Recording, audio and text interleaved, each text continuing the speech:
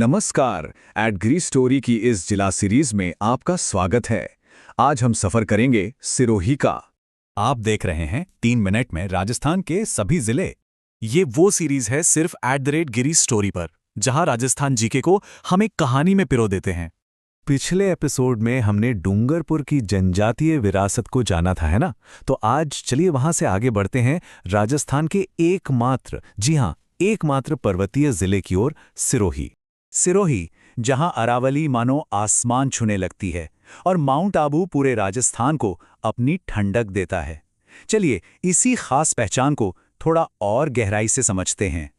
तो सबसे पहले बात करते हैं इसकी पहचान की। राजस्थान का एकमात्र पर्वतीय जिला। तो देखिए, सिरोही आता है उदयपुर संभाग में। स्थापना हुई 1948 में। एरिया है इसका लगभग 5136 वर्ग किलोमीटर। 2011 की जनसंख्या 10 लाख से थोड़ी ज्यादा थी और साक्षरता दर लगभग 55.25%, जो यहाँ की अपनी चुनौतियों को भी बताता है। लेकिन इन सब में जो सबसे जरूरी बात है वो ये कि सिरोही राजस्थान का इकलौता ऑफिशियली रिकॉग्नाइज्ड पर्वतीय जिला है। ये फैक्ट तो एग्जाम के लिए बिल्कुल पक्का कर लीजिए। अच्छा, एक पर्वतीय जिले की सबसे बड़ी पहचान क्या होगी? जाहिर है उसकी सबसे ऊंची चोटी, और वो ऊंचाई है 1722 मीटर। ये नंबर दिमाग में बैठा लीजिए। ये ऊंचाई है गुरु शिखर की, जो सिर्फ अरावली की ही नहीं बल्कि पूरे राजस्थान की सबसे ऊंची चोटी है। मतलब एकदम सीधी सी बात है, गुरु शिखर राजस्थान का सबसे ऊंचा पॉइंट है। ये सवाल एग्जाम्स में घूम फिर के आता ही रहता है। और हाँ, जहां गुरु शिखर है वहां माउंट आबू कैसे नहीं होगा? तो चलिए अब चलते हैं सिरोही के दिल यानी माउंट आबू की तरफ। माउंट आबू, जो राजस्थान का इकलौता हिल स्टेशन है, अपने आप में कई खजानों को समेटे हुए है। यहाँ आपको शानदार दिलवाड़ा जैन मंदिर मिलेंगे, खूबसूरत नक्की झील भी है और साथ ही ऐतिहासिक अचलगढ़ का किला भी। पर इन सब में भी दिलवाड़ा के जैन मंदिर तो बिल्कुल अलग ही हैं। क्यों? क्योंकि ये सफेद संगमरमर पर की गई इतनी बारीक नक्काशी का नमूना है कि देखने वाले बस देखते रह जाते हैं। ये जैन वास्तुकला का एक नायाब शाहकार है।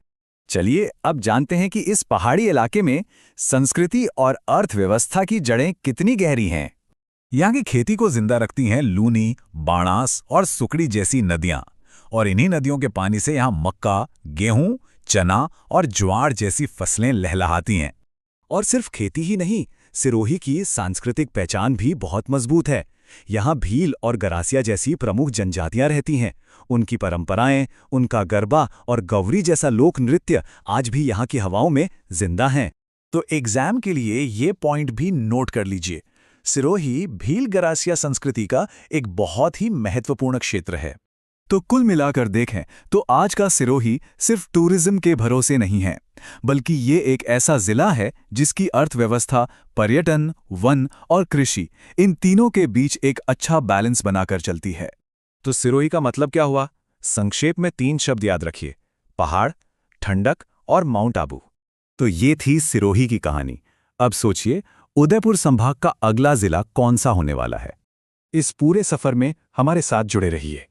अगर आप भी राजस्थान के हर एक जिले को सिर्फ 3 मिनट में एग्जाम के पॉइंट ऑफ व्यू से और एक कहानी की तरह समझना चाहते हैं, तो @गिरी स्टोरी को अभी सब्सक्राइब कर लीजिए।